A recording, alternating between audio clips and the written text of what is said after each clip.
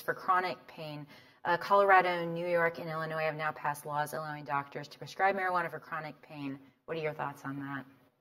I'll let Jason take this one. Yeah, sure. So I think the jury's still out. I think there is some signal where we have found benefit for patients dealing with chronic pain or cancer pain. I think we still haven't found that right ratio of how much of the different substances, the THC component or the cannabidiol component, the CBD component.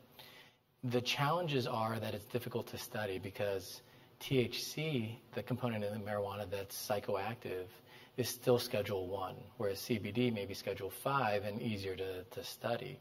But the majority of the compounds that we have are a combination of them. So if we're looking to do a validated clinical study with the FDA approval, it requires a lot more rigor and having to go through more hoops to get the Schedule 1 substance.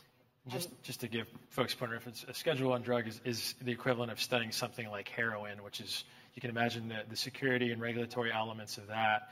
And so, I think when it comes to medical marijuana, if we took a poll of this room, half people would say, it's horrible, it's going to be sort of the next gateway to the next opioid crisis. And everybody else would say, this is the best thing ever. It may spare us from needing opioids and running these risks. The truth is probably somewhere in between. I think that the bottom line is we just don't know because we don't have the studies.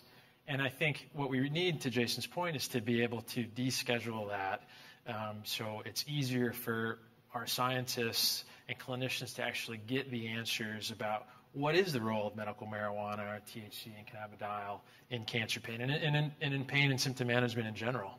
Have you yourselves had any patients report success from using marijuana? Yeah, absolutely. I think anecdotally I've found a lot of success. We've done a review of the studies that use cannabidiol specifically, or a heavier weight of cannabidiol versus the THC component.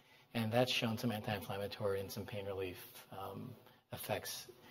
And a lot of the patients I've found have also reduced their opioid requirements while using medical marijuana. It's an area of research just in cancer treatment itself. Are there effects from cannabinoids actually on cancer itself?